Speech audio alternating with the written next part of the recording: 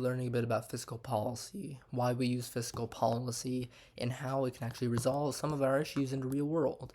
So first you need to understand aggregate demand and aggregate supply. This is basically showing the demand and supply of a specific good or the health of our economy, so you could say, at a current point. So on the x-axis we have real GDP. Real GDP is simply how much our country can produce, how much money that we can actually make.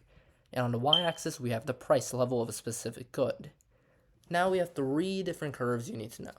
First is this downward sloping curve you see here called the aggregate demand curve. That's simply the demand of a specific good in a nation. Then we have this upward sloping curve called the short run aggregate supply. That's simply the supply, how much a supplier wants to supply of a good in the short run, which is in the short run, you can tell it's an upward sloping line. In the long run, though, what LARAS stand for, long run aggregate supply, there is no relationship between price level and real GDP, so it's a straight line right here. If you want a normal economy, an economy that's growing well, it's not growing too fast, it's not growing too little, then you want to be at this long run aggregate supply. You don't want to be above it, you don't want to be below it. So now we have two main situations where our economy is doing really bad. Either we're in a recession, our economy is not growing too much, or we're in an inflationary gap, or there's really high inflation because our economy is growing too quickly, some would say. So how do we actually do that on a model? Well, on an inflationary gap, you see that short-run aggregate supply and aggregate demand are both to the right of long-run aggregate supply. That's how you know it's an inflationary gap. Not only does this show it's bad, it's showing that the economy is growing a bit too quickly because it's beyond the long-run aggregate supply. This is our normal situation. This is bad. Then with the recessionary gap, it's kind of the opposite. Short-run aggregate supply and aggregate demand are to the left of long-run aggregate supply, so that means our economy is growing too slowly.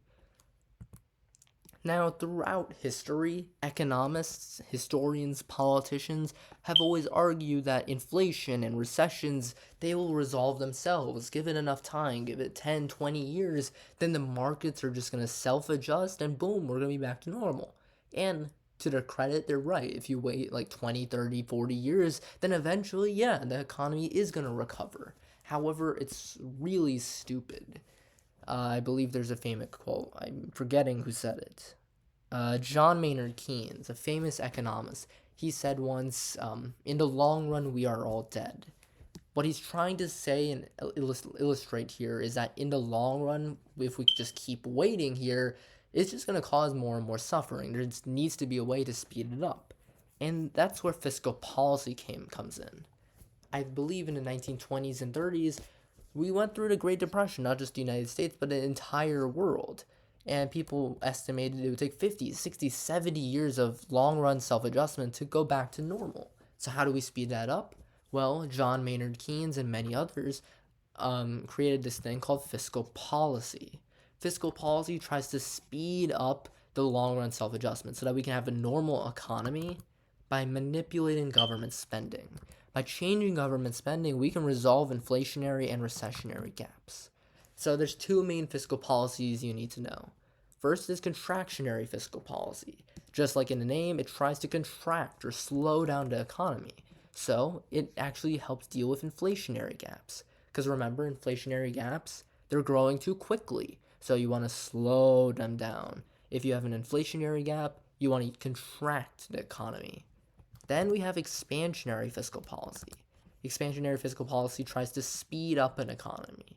So if we have a recessionary gap, if the economy is growing too slowly, we use expansionary fiscal policy to try to resolve that.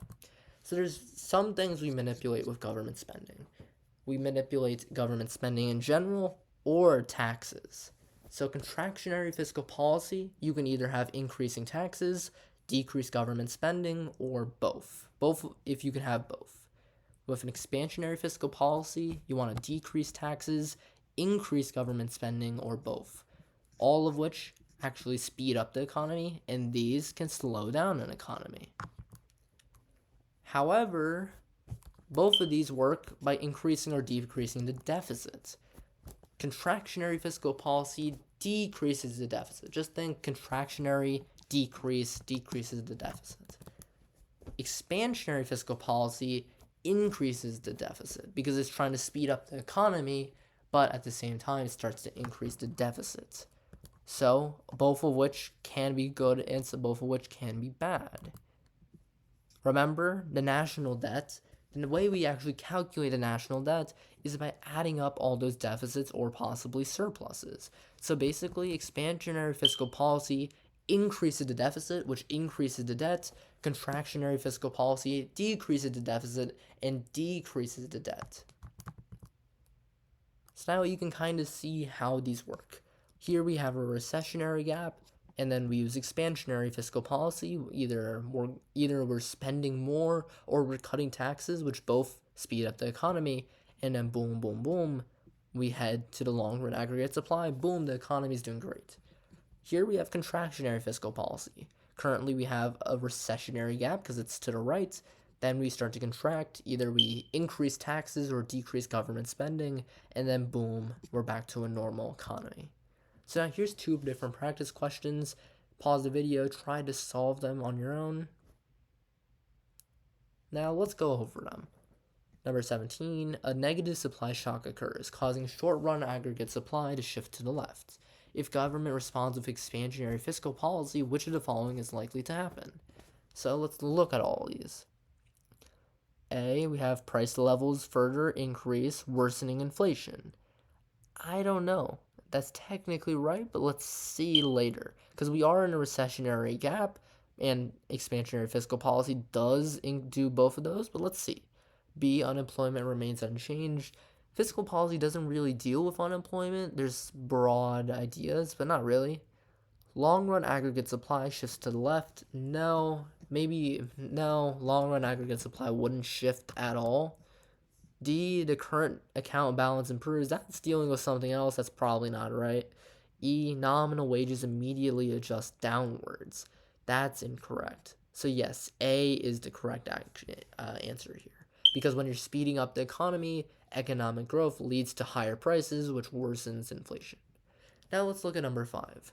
Which of the following is an example of expansionary fiscal policy? A decrease in government spending? That's automatically wrong. Remember, expansionary fiscal policy, you're trying to increase government spending.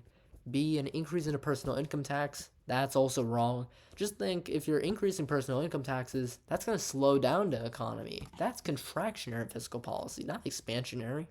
C, a reduction in corporate tax rates? That would be correct. If you're reducing taxes, that can help the economy. So yes, C. D doesn't deal with fiscal policy, and E, a balanced government budget. That's not necessarily fiscal policy.